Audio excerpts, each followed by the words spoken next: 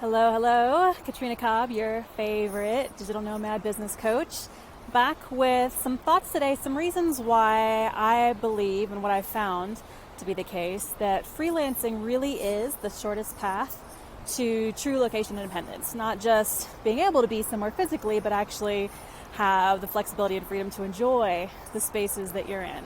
So a handful of the reasons that this is sort of the belief that I've landed on and what I'm really excited about working with other people towards developing is I've found that freelancing is always going to be the quickest path to money. So if you are looking for an income supplement, an income replacement, it is so much faster to start up as a freelancer versus having to go and find a remote job, apply for a different opportunity, build up an e-commerce or a drop shipping store. With a service-based freelance business, you can go and make a decision about what you want to do for people, figure out where they're at, and within days to weeks have paying clients. And that's my experience was that way as well. When I started traveling, yes, I had a remote opportunity, but I was also needing and looking to start replacing my income.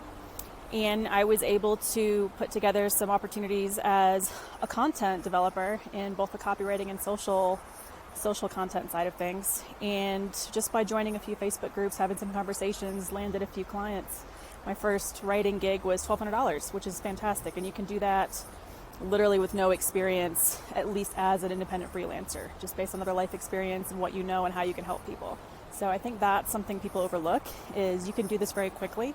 It's not about taking forever and having a hard time as a beginner. There's plenty of opportunities for beginners.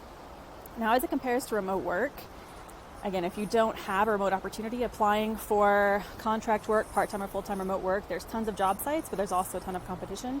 And that application process can take some time. So it really depends on you and your timeline, what's a priority. I will say, again, because I did start this journey as a remote worker, it only gives you partial location freedom. What I mean by that is I was still very restricted where I could travel because I needed Wi-Fi of a certain caliber for video conferencing, for meetings, for those sorts of things. So that left me in developed city centers.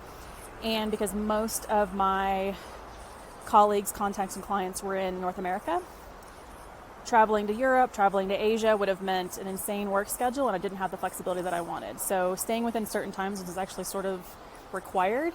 And that does feel limiting, depending on what you want to explore in this world. Fortunately, South America is lovely and there's plenty to see. But you do have to take those things into consideration. I couldn't go as remote as I wanted. During the week, I had to stay in places that were very well connected and still have essentially the 8 to 5, 8 to 6 office hours, regardless of where I was physically located.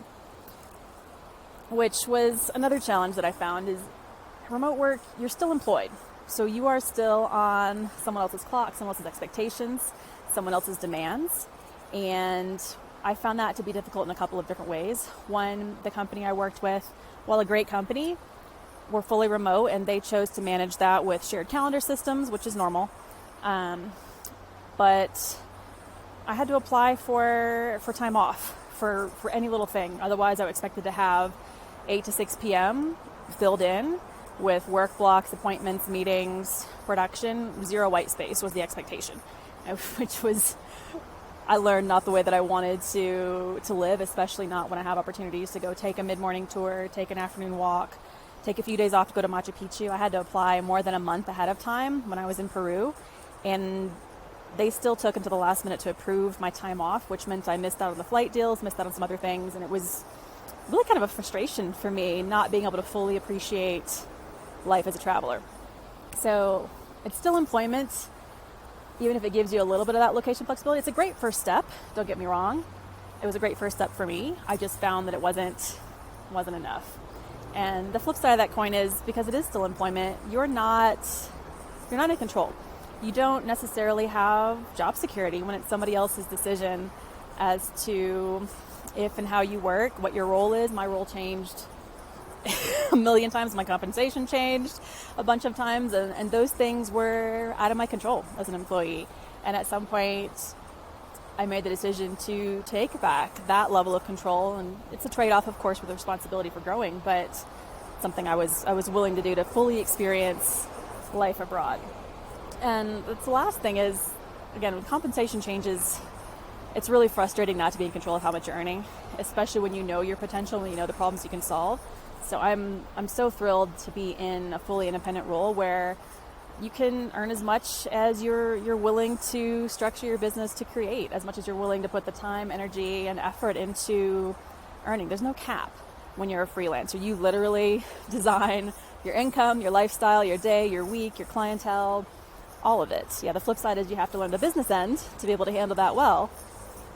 But fortunately, I've had enough experience to do that. I've got enough mentors still in my world to help me with that. So just a handful of thoughts, my personal experiences as to why I ended up going back to fully freelancing, why I think it's the best and the shortest path to a truly location-independent lifestyle that's going to give you the flexibility to prioritize things that you love.